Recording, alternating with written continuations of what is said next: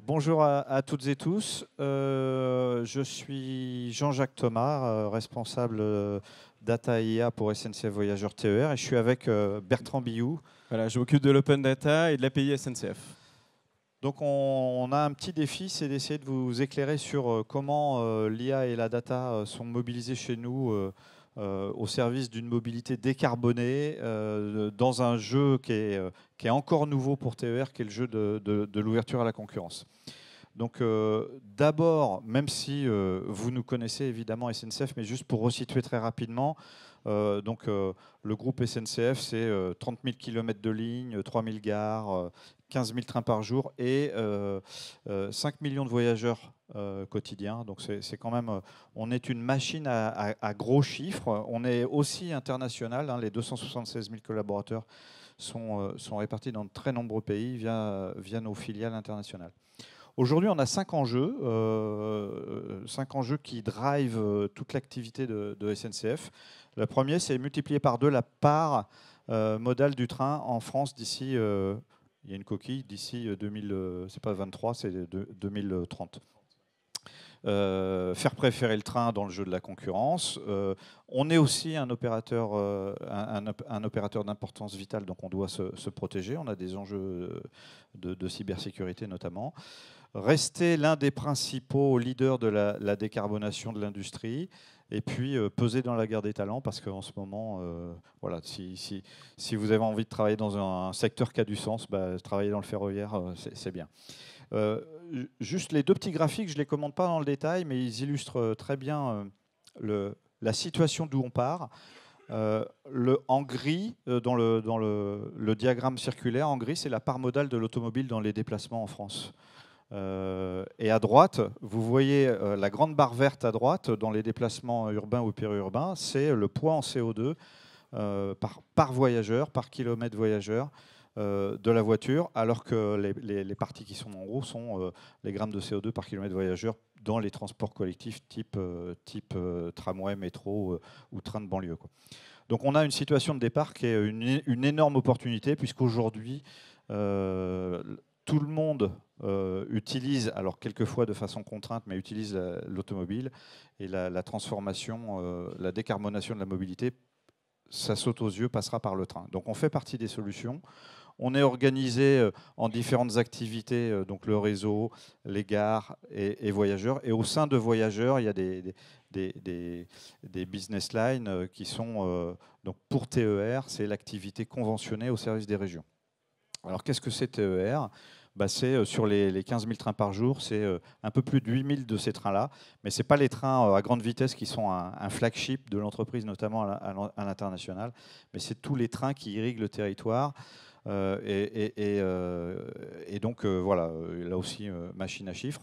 Et à l'époque de ce graphique, il y avait 24,8 grammes de CO2 par kilomètre voyageur dans les TER. Et la croissance de fréquentation de nos trains fait que mécaniquement, le poids de CO2, l'empreinte CO2 des TER diminue. Et on est à mi-2024, on est descendu à 18 grammes de CO2 par kilomètre voyageur.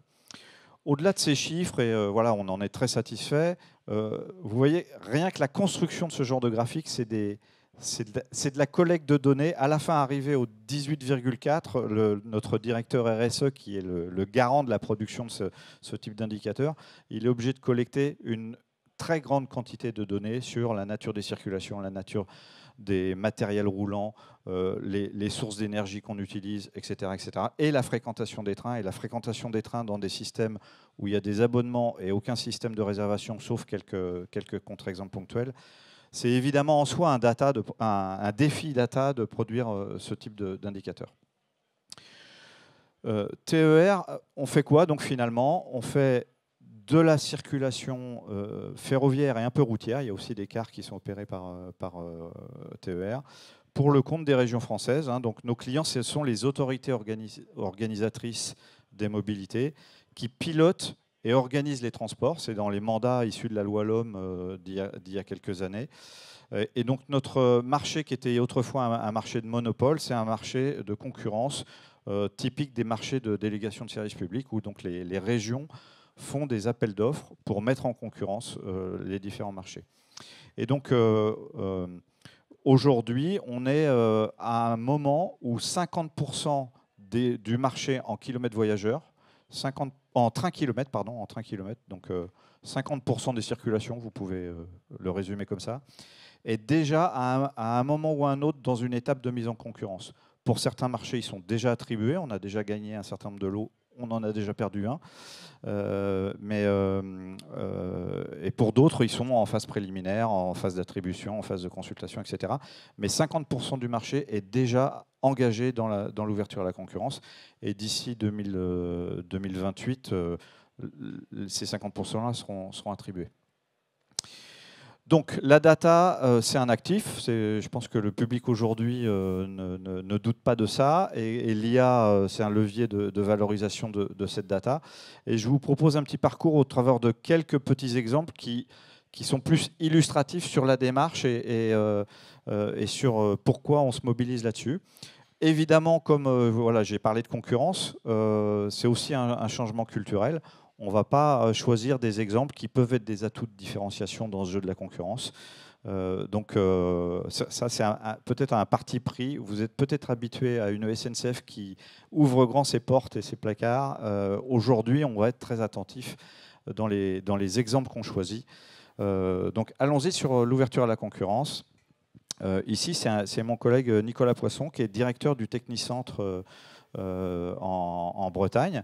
Et il avait un enjeu, parce qu'il y a une forte demande de la région Bretagne, mais aussi, c'est vrai dans toutes les régions, il y a une forte demande sur comment vous nous prouvez que vos engagements écologiques ne sont pas juste du greenwashing, comment vous quantifiez vos gains, etc. etc.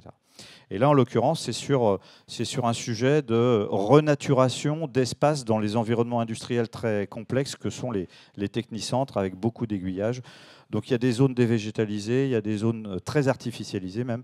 Et puis il y a des... Voilà. Donc l'idée, ça a été de dire, à l'occasion de travaux, comment on redonne de la place à la végétation, et quand on redonne de la place, de combien on va impacter et comment on va mesurer et prendre des engagements. Donc vis-à-vis des autorités organisatrices, là on a fait un partenariat avec une petite start-up qui s'appelle NetCarbone, start-up bordelaise. Et avec NetCarbone, on est capable d'analyser les données satellites et de prédire et de surveiller que la prédiction est bonne, que quand on fait ces travaux et qu'on fait les opérations de renaturation, l'impact attendu est à la hauteur des attentes. Donc ça permet de sortir juste d'un discours qui pourrait être perçu comme du greenwashing, mais ça permet de donner des preuves. Et voilà par exemple l'état d'une partie de cet espace observé en 2018, puis en 2023, juste avant une opération. Et alors, je n'ai pas la dernière image parce que pour l'instant, les plantations ont été faites, mais on est en train de surveiller ça.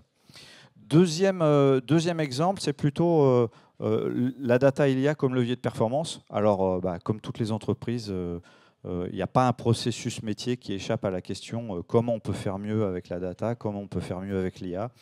Et là, je vous prends l'exemple du processus de la lutte antifraude. Alors, on a deux sujets dans la lutte antifraude. C'est comment on est efficace dans la détection des contrevenants, dans le pilotage, où est-ce qu'on envoie des équipes de contrôleurs, etc., etc. Et donc, la première étape, c'est collecter toutes les données métiers, à la fois celles qui viennent de nos agents, qui viennent des prédictions de circulation, des prévisions de fréquentation, etc. Donc, pour orienter les équipes et piloter la performance du dispositif de contrôle. Et puis la deuxième étape, c'est le recouvrement. Il y a la possibilité de payer à bord, mais il y a des gens qui ne souhaitent pas ou qui ne peuvent pas payer à bord instantanément, et il faut mettre en place du recouvrement. Et comment on optimise le recouvrement, j'y reviendrai. Donc la première étape, c'est évidemment, c'est un dashboard de plus, je vais dire. On est en 2024, il n'y a pas de grande révolution, mais simplement le fait de réussir à agréger autant de données pour les équipes opérationnelles terrain qui s'occupent de la fraude, elles sont capables de piloter leur activité de façon beaucoup plus efficace qu'en faisant l'agrégation manuelle, en allant se connecter à différentes applis métiers divers et variés. Donc, bon, les chiffres qui sont sur ce dashboard sont complètement illustratifs, mais ça permet de montrer à un manager d'équipe de lutte antifraude il a l'ensemble des informations dont il a besoin à disposition. Ensuite, donc, il y a l'étape d'après, et c'est là qu'on a... Donc là, on n'était que dans la data, et là, on met de l'IA par-dessus sur le processus de recouvrement. Quand on a un contrevenant qui ne paye pas à bord, on a un compte à rebours qui commence de 3 mois. Si on n'a pas réussi à recouvrer l'amende, après on transfère le dossier aux autorités de l'État, à l'administration, qui lui, l'État a des moyens de coercition un peu plus forts, mais en contrepartie, s'il réussit à percevoir quelque chose, il le garde, l'argent. Donc pour nous, en termes de recettes, il faut qu'on réussisse à collecter le maximum avant 3 mois. Et on avait un processus standard qui était une succession d'escalades de mails, de coups de téléphone, de courriers papier, de courriers recommandés, etc., etc. Et en fait, on a fait de l'analyse d'IA avec des algorithmes de clustering qui permettent de dire, en fonction des données qu'on récolte au moment de l'amende, le type de train, l'horaire, etc., etc. On a distingué 7 familles de contrevenants avec 7 processus de relance optimisés en fonction de ça. Et si je vous cite 2 extrêmes, il y a les personnes totalement de bonne foi, voyageurs occasionnels, qui se sont trompés et à qui il suffit juste de les contacter et tout s'arrange bien. Et puis il y a ceux qui sont les fraudeurs récurrents, et on sait qu'on aura beau relancer, c'est pas la peine d'y perdre son temps. Si on est capable d'identifier ce type de situation, on peut optimiser. Et aujourd'hui, alors on n'a pas gagné en volume de recettes, on gagne quasiment rien en volume de recettes, mais par contre on consomme beaucoup moins d'énergie dans les 3 mois. On a fait des économies très significatives dans la mise en œuvre de ce processus. Voilà, donc c'est un exemple d'IA, et je vais donner quelques éclairages complémentaires sur globalement comment on attaque l'IA à TER depuis un peu plus d'1 an, où on a mis en place un programme assez important. Bon, on est évidemment dans cette fameuse courbe qui suscite beaucoup d'espoir. On est tous en train d'imaginer que ça va résoudre tous nos problèmes. J'ai eu un dirigeant d'une unité opérationnelle qui un jour m'a écrit une liste de tous les problèmes qu'il a depuis 20 ans dans son métier, en disant l'IA doit tout me résoudre d'ici 6 mois. Bon, donc je pense qu'il était tout à fait en haut du pic. Voilà. Et je considère que notre job, quand on est en responsabilité IA et data, c'est d'aller le plus vite possible à la dernière étape de ce chemin. Donc ce plateau où on a fait le tri entre ce qui marche et ce qui ne marche pas, et que ce plateau doit être le plus haut possible, et on doit y aller le plus vite possible, et l'atterrissage doit être le plus élevé possible. Donc c'est ça notre défi. Alors est-ce que c'est une révolution? Parce que l'IA, vous savez comme moi que c'est une vieille histoire, Dartmouth dans les années 50, etc. Est-ce que ce qu'on vit depuis quelques années avec l'arrivée des LLM, c'est une révolution? Il y a quand même quelque chose de particulier dans ce qu'on vit, c'est qu'on a une combinaison qui, je crois, je vous laisserai me challenger là-dessus, mais qui est tout à fait inédite en termes de combinaison de vitesse d'adoption, de puissance et d'accessibilité. La puissance, vous la connaissez, hein, les puissances des différents LLM. La vitesse d'adoption, ChatGPT, 1 million d'utilisateurs en 5 jours. Et l'accessibilité, aujourd'hui, on a des IA d'une puissance colossale dans nos poches. Hein. On a accès à ça. Tout le monde peut avoir accès à ça. Il y a quelques années encore, l'IA, c'était réservé à ceux qui avaient un master en maths, ou voire même un doctorat. Ils étaient très prisé pour certains types de métiers. Mais voilà. Aujourd'hui, l'IA est accessible à tout le monde avec des nouvelles questions qui se posent pour ça. Pas d'IA sans data, je l'ai entendu dans la présentation d'avant. Là aussi, on est confronté à ça, surtout quand on est une entreprise historique avec un SI legacy où il faut aussi en même temps mettre de l'ordre, mettre de la gouvernance, etc., etc. Mais donc souvent on a des demandes de use case data, de use case IA, où on commence par dire rangeons la data pour pouvoir faire de l'IA, quoi. Donc ouais. Et donc on a mis en place ce programme d'accélération. Aujourd'hui, on a 30 use cases qui sont en cours de développement, avec une palette qui sont des use cases relativement simples, d'appropriation et de bonnes pratiques sur certains petits processus d'appropriation des LLM. On a un SNCF GPT interne.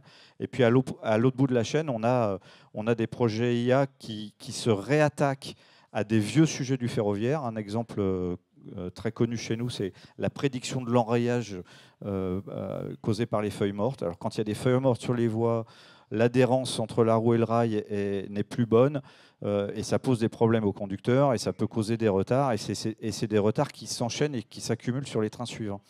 Et donc c'est un vieux problème et on se dit qu'il faudrait qu'on réussisse à prédire ça.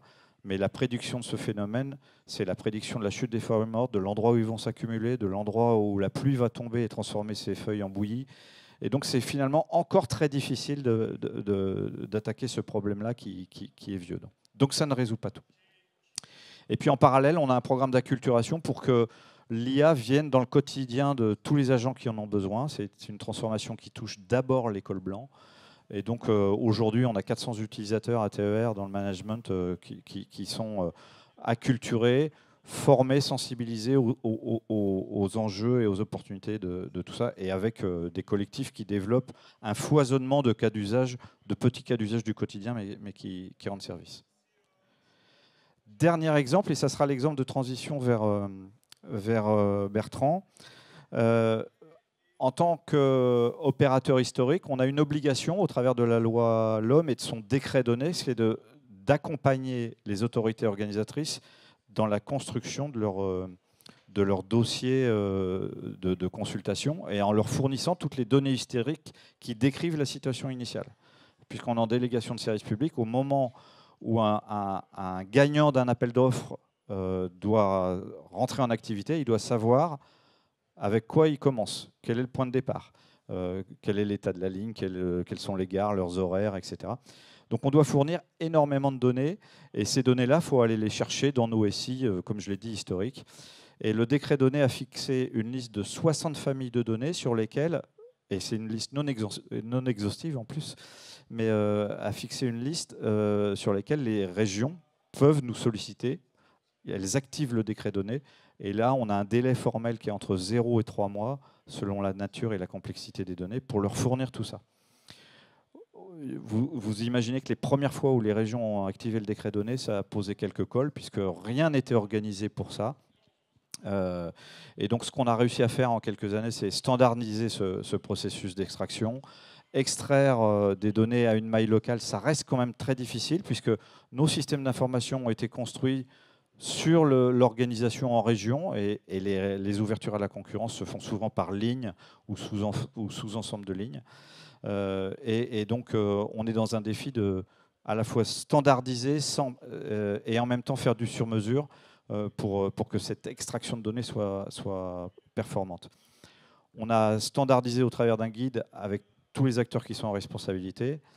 Et aujourd'hui, quand une région ouvre à la concurrence un lot, le volume moyen de données qu'on transfère, c'est à peu près 20 000 fichiers. Dans certains cas, c'est allé jusqu'à 100 000. Et c'est entre quelques dizaines et quelques centaines de gigaoctets.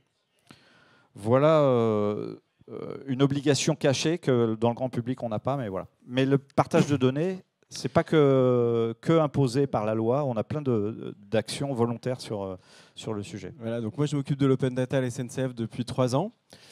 Et c'est vrai qu'en fait, l'open data, c'est une façon de partager de la donnée avec, on va dire, un coût marginal proche de 0. Donc c'est intéressant pour certains types de données.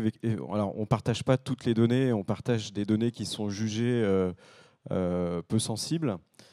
Donc là-dessus, on fait attention à ce qu'on partage, et puis on fait aussi attention par rapport à la concurrence, bien sûr. Mais ce que je crois, moi aussi, de mes convictions, parce que j'ai passé pas mal de temps dans une entreprise numérique qui faisait de l'open source avant, et je suis assez engagé dans les communs numériques, c'est que l'open data, finalement, c'est comme l'open source, c'est comme le partage de connaissances.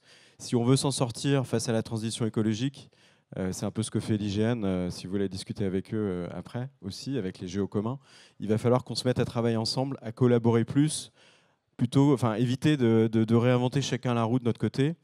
Et donc, lever certains, construire des ponts et lever certains barrages, abattre certains murs. Et pour la mobilité, c'est important parce que, comme tu le disais tout à l'heure,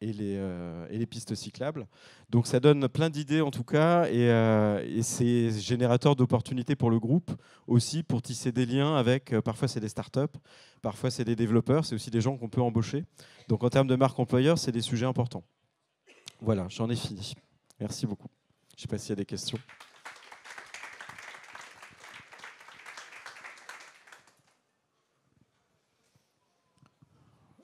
Si vous avez des questions, je pense qu'on a, je sais pas si on a, ouais, on a peut-être une ou deux, le temps pour une ou deux questions peut-être, mais.